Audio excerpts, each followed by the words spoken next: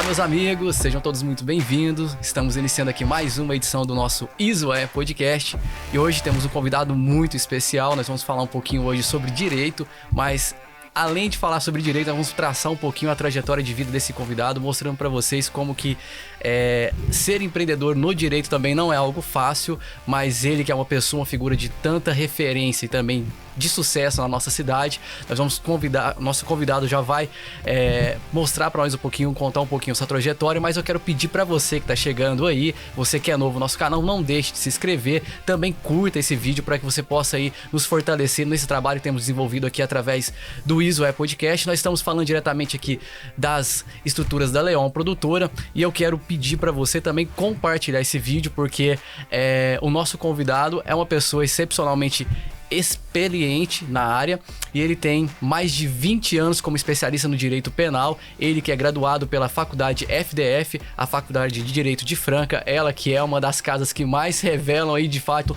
prodígios para nossa cidade, e Franca que tem se tornado também um berço, né, do direito na questão do ensino. E eu já quero aqui recepcionar o nosso convidado, que é o Dr. Márcio Cunha. Dr. Márcio Cunha, primeiramente, obrigado por atender o nosso convite. É uma alegria ter você aqui no nosso Iso é Podcast. Seja muito bem-vindo. Eu que agradeço, Josuel, e estamos aí para trocar, obviamente, aí informações, né? Enfim, ligados principalmente ao ramo do direito, tá? Sem dúvida. Agradeço muito aí o convite. Ó, 20 anos nós falamos, mas na verdade ele já tem 23 anos de formação. Dr. Márcio, conta um pouquinho pra gente, que a gente sempre tem aqui o objetivo do nosso podcast, é conhecer a história da pessoa antes dela ser sucedida, de ter todo esse sucesso como você hoje tem, né? Na ascensão que você teve no direito penal. E a gente sabe, no direito penal não é algo fácil de lidar, de trabalhar, é realmente uma área muito minuciosa de lidar, são problemas muito diferentes, casos muito diferentes. Mas quem foi o Márcio Cunha antes do direito, né? Conte um pouquinho para nós da sua história. Vamos lá. Então, o Márcio, ele nasceu aqui em Franca, tá? Foi uma criança muito, assim, proativa, no sentido realmente aí, hiperativa, vamos falar o pingo no i, né? Era danado mesmo, tá?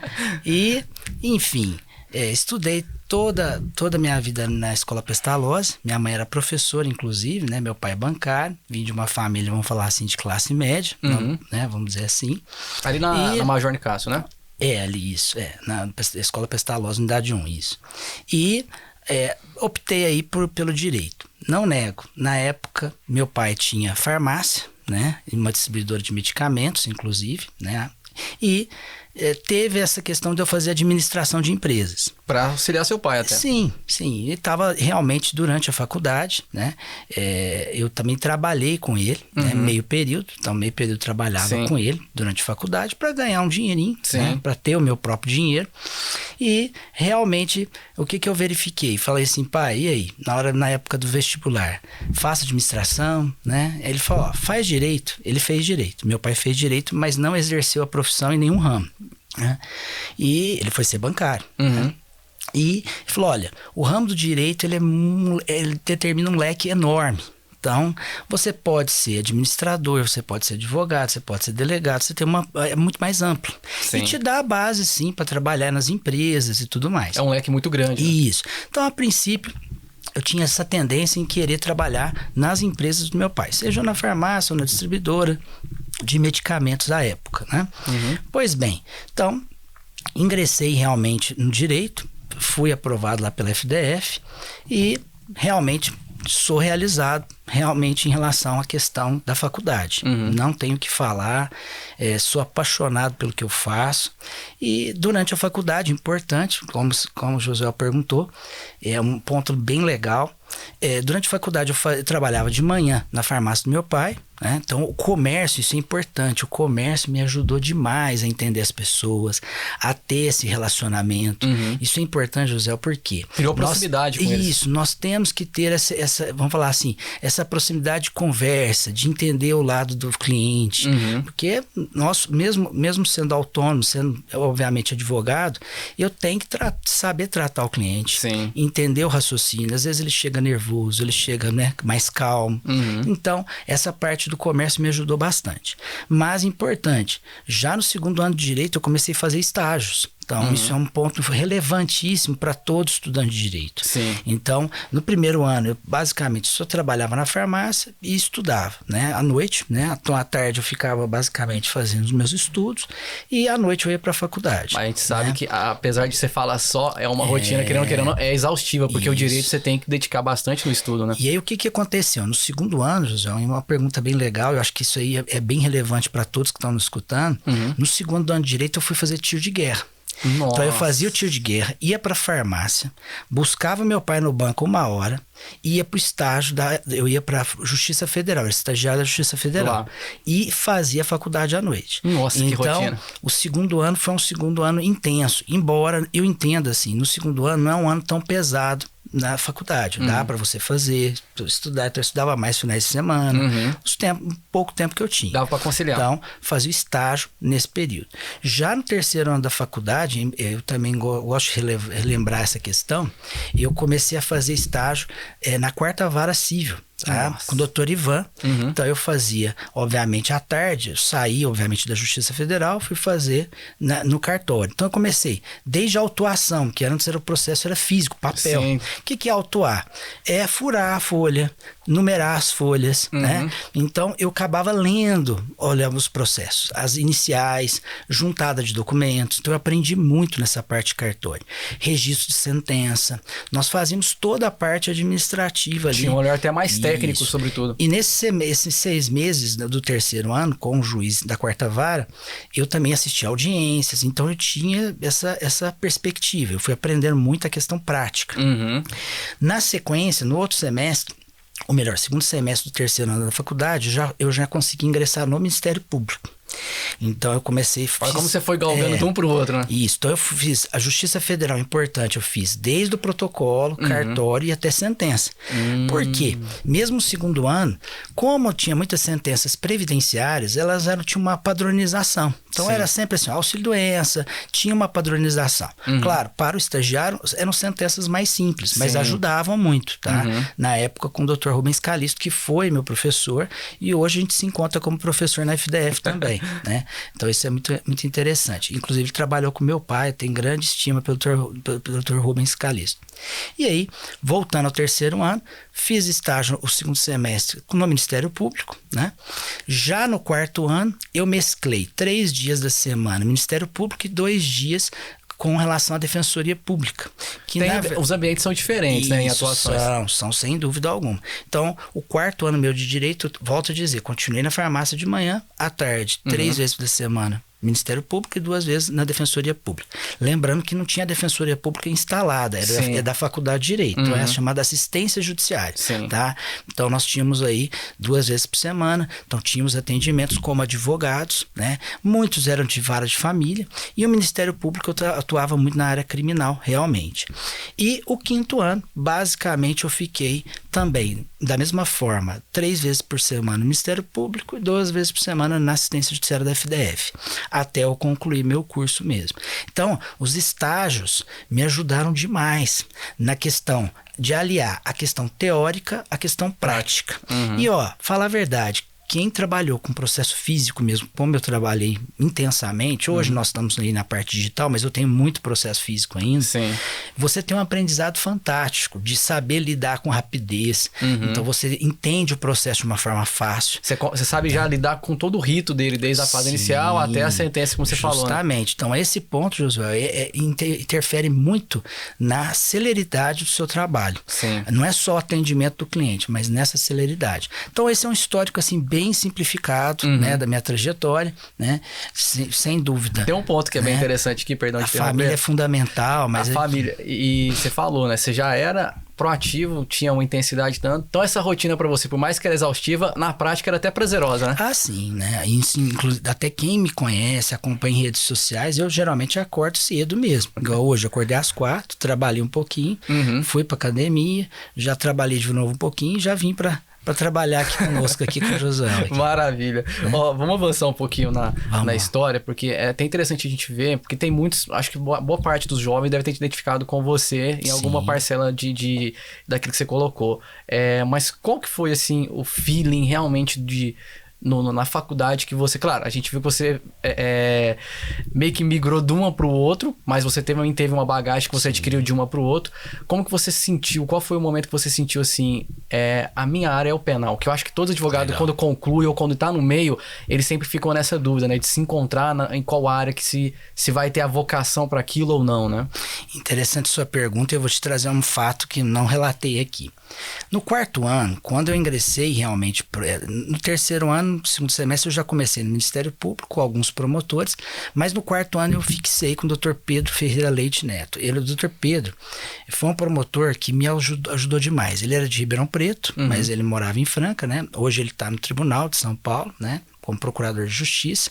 Ele galgou também dentro da carreira do Ministério Público. E ele era um promotor, João, muito honesto, muito franco.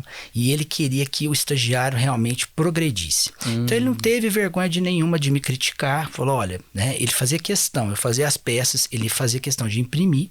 E ele com a caneta vermelha corrigia como professor. Nossa. Corrigia a questão gramatical. Ele falou, olha, Márcio, você precisa fazer um curso de português no 4º ano de direito. Para quê? Para que eu aprimorasse. Ele queria o meu melhor. Ele não estava ali para me mitigar, diminuir, nada disso. Ele queria que eu crescesse. Fui fazer curso de português, não tem demérito nenhum. No 4º ano de direito também. Então, além do que eu fazia os estágios, ainda fazia curso de português junto. Para quê? Para eu aprimorar a parte de gramatical, a parte escrita. A leitura ajuda muito, mas sem dúvida isso me ajudou nessa questão. E aí você perguntou da questão da área. Por que eu foquei muito nessa área? O Ministério Público sempre foi um grande sonho para mim. Então ele realmente na área criminal ela é fantástica. Você analisar a conduta humana. Então na questão criminológica é fantástico. Olha, por que existe um estuprador? Ele tem uma patologia. Se você for na psiquiatria, na psicanálise, na psicologia, você vai encontrar todo um porquê. E é interessante essa questão. Nos homicídios, por que acontece um homicídio? Então essa questão humana, ela é fantástica. Ela realmente é diferenciada, esse estudo humano. E que foi mais te encantou também. Sim, hoje nós temos aí até estudos com relação à justiça restaurativa, de avaliar essa questão da vítima com réu. Então nós temos todo esse arcabouço. Então isso me fomentou. Então vamos lá. Eu estava no 4º e 5º ano basicamente no Ministério Público Criminal. Além disso, eu tenho que lembrar de um grande amigo, doutor, professor até hoje, doutor Edson Mendonça, da Faculdade de Direito, que ainda ele leciona, né, ministra aulas lá. É um grande amigo. E eu tinha um grande apreço por ele. Ele dava a prática penal.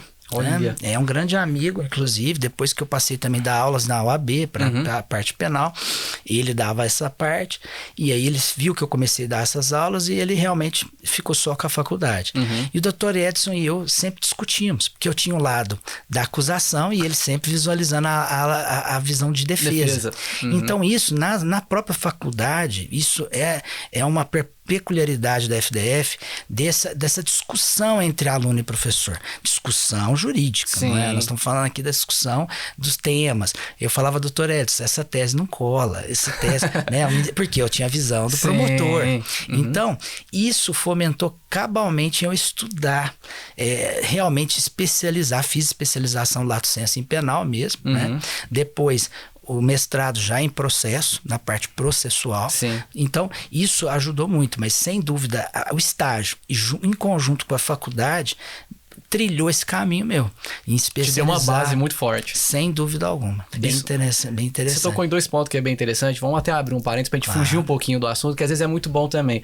A gente sabe que o Brasil ele tá com os dados um pouco diferentes no que você colocou no âmbito penal, que a gente sabe que teve uma redução da mortalidade, mas teve um aumento muito grande de crimes no âmbito sexual, né? Da sexualidade. E você colocou algo que é muito importante, que as pessoas às vezes veem um lado e acham que, por exemplo, vamos colocar até um caso mais atual, né? Que não colocando muito em cima, a questão do próprio advogado que sofreu aquela injúria, né? Do policial civil. Em Batatais. A gente viu que agressão, foi uma agressão direta a ele. E a gente sabe que às vezes as pessoas até leigas mesmo, né? elas têm essa visão de fora de achar que, tipo assim, uma pessoa que comete um crime, ela não tem, às vezes, o direito de ter uma defesa porque ela praticou um ato muito deteriorado pra pessoa. É um crime muito grave. Na sua ótica, eu percebi algo muito lindo aqui que você colocou até da FDF. Esse equilíbrio, esse encanto de que num espaço democrático, uma sociedade democrática que a gente vive, num ambiente de faculdade, existe também esse espaço de equilíbrio onde a democracia ela também reina, onde tem um lado que dá todo o embasamento para a defesa, mas também todo um lado para acusação, que é o seu. Isso é muito lindo. Queria que você pontuasse para as pessoas, até com um ar de conselho, para que elas possam entender que por mais que às vezes a pessoa ela praticou um ato, legalmente numa Constituição, ela tem o direito da defesa. Sim. E como que é esse direito da defesa para a pessoa que pratica um crime? Ótimo. Eu vou trazer a resposta lembrando da minha mãe. Minha mãe, quando ela verificou que realmente eu comecei a pender na advocacia criminal, ela ficou muito preocupada. Ela ficou muito preocupada. Como mãe, ela falou, vão matar meu filho, né? É uma catástrofe, né? Então, assim, inclusive ela procurou profissional, ela falou assim, não, peraí, ele tá fazendo um papel público, um papel dentro da sociedade, né? Que é público mesmo, no sentido de que todo réu tem direito a uma defesa, né? Sem dúvida, eu já fui taxado, ó, ele é advogado de bandido. Tá, eu sou taxado até hoje, né? Ele é advogado de bandido, né? Só que eu visualizo o seguinte, eu não vejo isso de forma pejorativa, isso é uma expressão dessa pessoa, enfim, mal posta, na verdade. Mas, voltando, a questão principal hoje, infelizmente, aí eu vou deixar claro o que eu visualizo da prática, o que eu vivencio, não é nem visualizo, eu vivencio. Nós temos aí políticas criminais. O que é essa política criminal? Cada juiz tem um perfil. Eu conheço juízes que, em relação a drogas, ele detesta. E sabe por quê? Porque o filho dele teve problema com droga. E aí, a sentença dele é pesada. Já outros não, são flexíveis. Vai até um adendo aqui eu vou pro chegar júri também, pros júris. Sim. Pro crime doloso. Então, assim, você fala assim, igual tenho clientes hoje que praticaram homicídios graves, estão soltos. E eu tenho um cliente lá que foi preso com uma porção de cocaína lá, enfim, e está preso. Você fala, mas como que isso pode? Justamente porque a nossa legislação tem as vertentes. Mas voltando à questão da defesa, sem dúvida, hoje nós temos que avaliar que, independente de vítima ou réu, nós temos que respeitar a lei. Os direitos. Então, às vezes eu vejo enfrentamentos em audiências em que o juiz não quer respeitar a lei. Mas, olha, doutor, o artigo tal não mudou. Eu já cheguei a falar várias vezes em audiência. Excelência, o senhor quer mudar a ordem das testemunhas, mas a lei fala uma ordem. Como que o senhor vai... Quer dizer, não tem lógica. Claro que se há um consenso, se há um bom senso entre acusação e defesa, se não vai verificar um prejuízo para nenhuma das partes, seja acusação e defesa, razoável. Agora, nós temos o devido processo legal, nós temos que seguir uma legalidade, nós não podemos verificar abusos. Então, assim, nós verificamos aí críticas a vários juízes, enfim, vamos citar aqui o Moro. E eu visualizo o seguinte, eu não estava no processo, eu não posso opinar para um processo em que eu não atuei. Mas, invariavelmente, nós temos que prezar por uma imparcialidade. Nós temos que prezar por um judiciário independente, enfim, que não haja conluios. Nós temos que visualizar a prova lícita. Que não seja monocrático também, né? Nem arbitrário. A prova lícita. Por favor, não estou aqui defendendo candidato ou isso, ou réu ou não. É realmente a legalidade. Então, assim, infelizmente ou não, nós verificamos o quê? Que os tribunais vão tendo outras visões. Ontem mesmo eu fiz uma sustentação oral que o habeas corpus estava perfeito, o procurador de justiça, que é o promotor no tribunal, concordou e os 3 julgadores não concordaram. Quer dizer, estava 2-1, 2-0, eu e o acusador de plena concordância. Em plena concordância, e os 3 julgadores falaram não para nós, porque assim, o promotor até ficou surpreso, falou, mas... Com embasamento, né? Não, o próprio promotor falou, olha, o STJ vai reformar a decisão. Falou na lata, assim, para os desembargadores, olha, excelências, devido à vênia, a decisão que eu estou trazendo, que o defensor trouxe, é ligado ao STJ. Quer dizer, se ele recorrer ao STJ, que eu acredito que ele vai recorrer, vai reformar. Então, nós verificamos às vezes o quê? Até de senso, coisa de bom senso. Vamos falar assim, tem um bom senso, mas não tem dissenso. Tem dissenso. Então, cabalmente assim, em relação à defesa, nós temos que prezar pela legalidade. Agora, claro, a conduta vai ser avaliada. Sim. A conduta humana vai ser avaliada, seja no homicídio, seja nos crimes sexuais que você apontou. Lembrando que com a pandemia houve uma explosão de crimes dentro dos lares. Sim. Porque realmente aquilo que não aparecia, apareceu muito. Os conflitos. Os crimes sexuais, os crimes contra a mulher aumentaram demais. Foi. São índices assim alarmantes, né?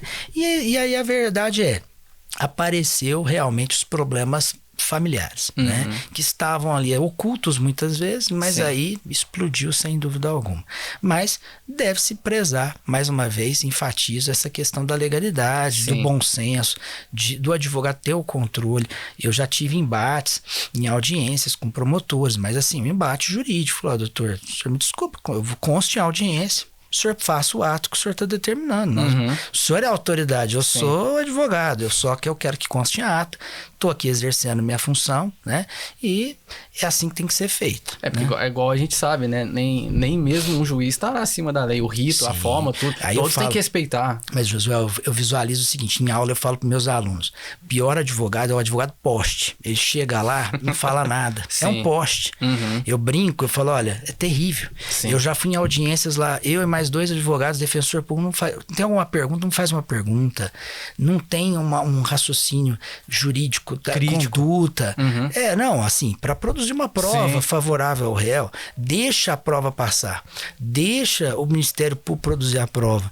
Ora, nós temos que ter essa sensatez, avaliar e fazer realmente uma ampla defesa. Porque vai aquele ponto assim, você faz a avaliação da pessoa ou da oposição, mas a oposição também faz uma avaliação sua, e vice-versa. E é dentro dessas duas análises que se cria ali o que a gente chama até de um processo que vira uma arte, né? Sim. Eu tenho muitos advogados, amigos, igual o Dr. Theo, o próprio Dr. Assis, presidente da OAB, eles mostram pra mim que um processo, às vezes você vai ver ele assim de todos os ângulos, ele vira como uma obra de arte. Como ele se desdobra, como ele se constrói a prova, realmente, é uma obra de arte. Mas vamos avançar um pouquinho, porque o bate-papo ele é muito bom, e eu quero já, inclusive, voltar a pedir pro pessoal aqui não deixar de compartilhar, curtir esse vídeo que tá muito importante. E quero frisar aqui com você, doutor, vamos falar um pouquinho agora como empresário, né? Você que se tornou uma figura tão de referência no cenário da advocacia, principalmente no criminal. Quero que você pontue pra gente um pouquinho agora aqui como que você conseguiu se tornar essa referência, né? A gente sabe que tem muitas pessoas que perguntam assim, mas a pessoa vai pro direito penal porque é a que mais paga bem a questão de honorários, tudo bem. Nem sempre é isso. Na verdade, você lida com problemas inúmeros, e são circunstâncias que variam de caso a caso, né? Como a gente falou. Para você, como que foi para você essa construção dentro do direito penal como também empreendedor, né? Porque você também teve uma visão, hoje você está aí com o seu escritório físico já há 15 anos lá, com praticamente quantos presentes lá? 12, né? Nós temos aí no total em torno de 12 pessoas, né? No total, entre advogados, estagiários, né? Tudo mais, é isso mesmo. Então não é fácil, você já lida com uma equipe de 12 pessoas, além de lidar com uma equipe desse porte, você também lida com inúmeros casos, né? Então para você, como foi essa construção dentro do direito penal? Isso. Vou falar um pouquinho, aproveitando a sua pergunta, o que aconteceu? Eu tive sociedades de advogados, entre colegas advogados. Primeiro, com colegas de faculdade, depois eu fui fazendo outras sociedades. Hoje, sou proprietário sozinho, realmente, do meu escritório, tá? Nós dissolvemos essas sociedades, mas com total amizade, a gente tem um ótimo relacionamento. Mas por que é importante inicialmente não ficar sozinho? Para você também dividir os sabores e os dissabores da profissão. Aprender com ela, porque também tem um custo operacional. Então isso ajuda. Uma sociedade, você divide lucros e prejuízos. Então isso ajudou bastante nessa construção, né? Lembrando que eu já estou completando 23 anos de advocacia e, como você já antecipou, 15 anos hoje só nesse prédio físico que eu tenho lá, né? Ali na Santos Pereira. Então aí a questão é o seguinte, nessa questão do empreendedorismo, primeira questão, e realmente a minha especialização é penal. Mas o que eu fiz? Eu fiz um escritório full service, em que esses advogados, eles têm as suas especialidades. Então, eu tenho lá o empresarial, que atende toda a parte trabalhista, civil, comercial, tudo mais, contratos e vai. Então, eu fui pegando profissionais e nós dividimos entre esses profissionais dentro das suas especialidades. São muitas vertentes, Isso. Isso ajuda muito, porque realmente, hoje, o nicho é importante. Não nego. O Márcio só vai atuar no criminal. Só que você também fica restrito, porque, obviamente, o criminal, ele tem uma rentabilidade, claro, isso é inegável. E é uma demanda contínua. Isso. Só que, ao mesmo tempo, você tem que avaliar se você vai ter equipe ou não. Então, assim, hoje, vou fazer o criminal sozinho, Márcio. Beleza, eu conseguiria, não tem problema nenhum. Só que a questão é, como que eu vou expandir? Ou seja, tem que ter essas outras áreas. Sim. O cliente, às vezes, quer uma questão relacionada à família. Então, não adianta. É claro, eu faço o atendimento, eu faço a audiência, mas eu tenho que ter por trás uma equipe especializada. Sim. Então, dentro do empreendedorismo, no direito, nós temos que visualizar isso. E no escritório, a gente vê que é artesanato. É um artesão. Você tem que ser um artesão. Lá não há uma advocacia de massa. Sim. Que é só daquele tipo de ação, é só banco, é só cobranças. Não. Então, nós trabalhamos paulatinamente. Sempre tem que estar atualizado, tem que estudar. Por quê? É caso a caso. Sim. E não adianta falar que é perfeito. Não é. E o criminal, mais ainda. Você fala, mas o homicídio é tudo igual. Não, tem várias diferenças, né? Se um é qualificado, se uma perícia é diferente da outra. Então, você avalia, dentro desse contexto, todos esses arcabouços. Então, realmente, dentro dessa questão da advocacia, respondendo a sua pergunta, eu acho assim, o advogado, ele tem que verificar o que ele quer primeiro. Com certeza. Olha, eu quero atuar só no direito de família. Beleza, eu respeito. Mas será que ele vai conseguir trazer, agregar uma equipe? Não sei. Porque às vezes você não vai ter tanta clientela para toda essa demanda. Sim. Então eu vejo essa perspectiva. Tá? E as pessoas, elas não têm só um lado só, né? Sim. Às vezes ela pode cometer um delito, mas ela tem uma necessidade que às vezes vai pro âmbito familiar, que vai pro lado comercial, vai pro lado empresarial, que a pessoa, ela tem um leque na vida dela. Ela não vive só por uma questão, né? E outra, uma empresa hoje tem todas as áreas. Você vai trabalhar no trabalhista, no previdenciário, no criminal. Eu já tive casos reais lá do funcionário ofender um superior, né? Ofender uma funcionária. Diretamente. Exatamente. Então, assim, tem todas as áreas. Sim. Então, não adianta você falar assim, mas ele vai ficar só no criminal, vai... Ótimo, eu acho que é fundamental, acho que é interessante, é uma advocacia. Mas para ele crescer... de nicho, importante, mas o ponto é até onde você vai agregar outras pessoas. Sim. Então, por quê? Às vezes você dá conta daquele trabalho, mas você vai precisar de auxílio? Vai, às vezes de um estagiário, de uma secretária, isso vai ter essa necessidade. Sim. Mas em termos de crescimento, eu só consegui por causa dessa diversificação especializada por áreas. Senão, ficaria muito restrito. E para você, porque pra gente já fazer uma conclusão aqui de tudo, que eu percebi que você conseguiu ter essa proximidade, esse sentimento com as pessoas, principalmente com os clientes, porque a gente sabe que tem muitos advogados que, na verdade, em vez de fazer o cliente se tornar um cliente, faz ele se tornar uma vítima para ele. A gente sabe que, infelizmente, existe essa prática. A gente pode ver que você tem todo esse sucesso que você tem aqui, que eu pude perceber, muito daquilo que você falou na farmácia, porque você tinha um contato muito direto com as pessoas, você tinha uma proximidade com elas, você conseguia ouvir muitas questões de dores que ela tinha, e dentro dessa formação, desse sucesso seu, qual que é assim, o diferencial que você trabalha com os clientes? Como que você, como advogado, se entrega para a pessoa e também toma dela para você? Ótimo. Primeira questão, nós temos aí os clientes que são ansiosos, que são temerosos, que aquele tem que ter tranquilo demais. Então, o que nós apontamos principalmente na área criminal? As consequências do ato. Olha, então você mostrando para ele, olha, o que pode acontecer? Vamos pensar no pior. Agora, a gente vem progredindo no quê? O que a gente pode conseguir de melhor para ele também. Sim. Porque ele tem que se preparar. Há casos que eu falo para o cliente, olha, em termos de análise de risco, a gente faz a análise de risco, né? Então, hoje a gente tem um compliance criminal. A gente tem uma análise dessa questão. Então, a gente fala sempre para o cliente, fala, olha, você tem que se preparar. Você às vezes vai ter que cumprir uma pena. Mas, Márcio, eu estou te contratando para eu ser absolvido. Não, isso é o que eu quero, isso que eu desejo, que é o meu trabalho. Mas nós temos aí o entendimento do judicial. Sim. Nós temos que aguardar esse veredito, ver o que realmente vai acontecer. Então, muitas vezes, o que é o diferencial? Mostrar para a família o risco, que eu acho que é importante, e ele está preparado o quê? Que às vezes a prova muda totalmente. A gente chega, às vezes, ele tem uma absolvição por falta de provas, porque ficou fraca a prova. Sim. Só que é o que eu falo, o acompanhamento desde o início, ali, desde a fase policial, é importante. Sim. O problema é que às vezes o criminal ele busca quando já está com uma denúncia formalizada pelo Ministério Público.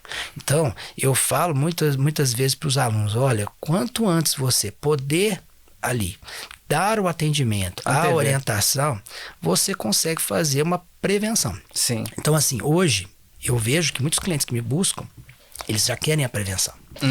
Me chamou na delegacia. Opa, então vamos avaliar essa situação já junto do começo. Mas, infelizmente, a grande maioria deixa realmente já quando já está em andamento. Ou em recurso, que é pior ainda. E não é fácil nesse estado que as pessoas passam gerar essa consciência para elas, né? Porque vocês dão essa lucidez de que as coisas, às vezes, tem, como você falou, consequência, mas também ela pode ter uma reversão dependendo do como as coisas fluírem e acontecerem. Infelizmente ou não, a situação é que muitas vezes as pessoas acham que a lei não vai ser aplicada, ela não vai virar nada. Ainda mais colocando no Brasil, né? Sim. Tem essa preconceito. Quando nós verificamos aqui em Franca, como o Josué mesmo apontou, nós temos aqui um arcabouço jurídico grande, faculdades de relevância. Nós temos aí um judiciário sério. Franca funciona. Vou falar o seguinte, eu tenho processo em vários estados. Então você vê a diferença assim, é brutal. Sim. Então nós temos uma estrutura de assistência social, psicologia no fórum muito grande. Sim. Então hoje nós temos uma DDM com escutativa.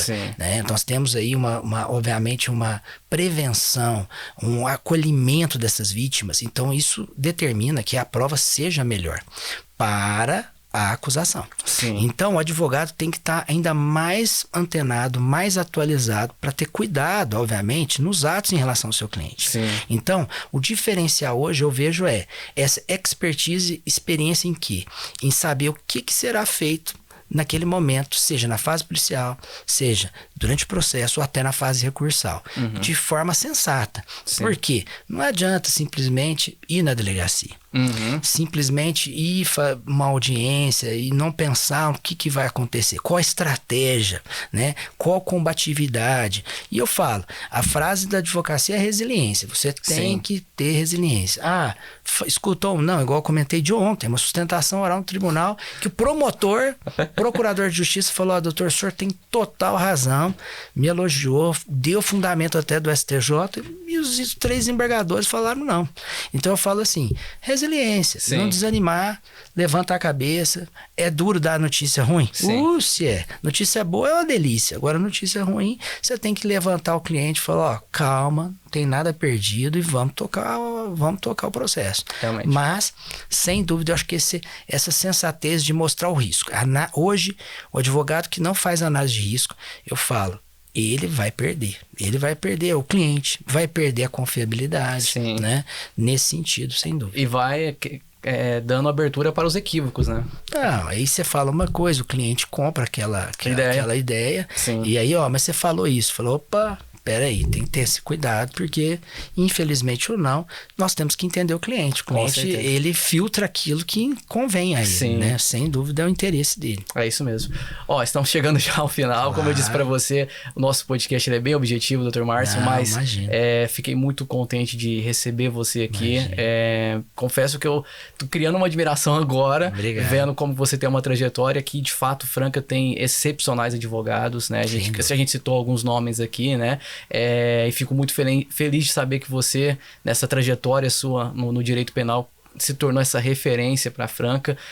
Acredito que muitos que estão na FDF devem estar compartilhando disso, né? Experimentando isso, absorvendo tudo isso. Eu absorvi um pouquinho aqui do que você colocou aqui e quero desejar para você na sua carreira aí cada vez mais sucesso, que você continue prestando esse serviço tão amplo que você tem prestado para nossa cidade de Franca, que vamos dizer assim, é um serviço muito necessário para nós, né? Para essa cidade. E a gente sabe que Franca, a gente tá colocando para vocês aqui mais uma figura que tem, na verdade, um carisma e também uma seriedade muito grande naquilo que faz. Pra gente encerrar aqui, Dr. Márcio, coloca só uma frase final que você deixaria assim, de tudo que você é, né? Ou um pensamento seu de que, por mais que às vezes o começo é difícil, é possível a gente atingir os nossos objetivos. Eu tenho uma frase, não vou saber a autoria, tá? Mas eu já li assim, em vários lugares, quem não luta pelo que quer não merece o que deseja. Então é o seguinte, que você lute. A luta não é briga, conflito, não. Quem não luta pelo que quer no sentido assim, de se esforçar. Importante, nunca fui um aluno brilhante. Não, fui um aluno mediano, mas esforçado. Ou seja, sabendo suas dificuldades, buscar reverter essas dificuldades, obviamente, em prol do cliente, da sociedade, dos estudos, né, da família, né? Isso é importantíssimo. Você tem que ter uma base fundamental. Sim. Eu só sou o que sou graças à minha família, minha esposa, meus filhos, meus pais, né, sogro, sogra, enfim, a estrutura que me é fornecida. Sim. Então as pessoas estão deixando de lado essa questão familiar, realmente, essa estrutura que dá ensejo. Então, às vezes as pessoas perguntam assim, mas Márcio, quem não luta pelo que quer não merece o que deseja. Mas como que você está lutando? Com a ajuda de todo mundo. Então, da equipe, da secretária, da copeira, de todo mundo ali. Então, tem que ter uma estrutura para que eu possa exercer minha profissão. Então, às vezes as pessoas querem lutar sozinhas, mas espera aí, você criou uma estrutura? Então, tem que lutar. Eu acho que seria essa frase aí, no ensejo aí, da minha pessoa, da advocacia em si. Maravilha, maravilha. Tá, muito obrigado, Dr. Márcio. Eu que agradeço, José. E estamos à disposição ao que precisarem de nós. Maravilha. Tá, gente, quero agradecer vocês que estiveram conosco e a gente fica por aqui nesse nosso episódio hoje do Iso é Podcast e até a próxima edição.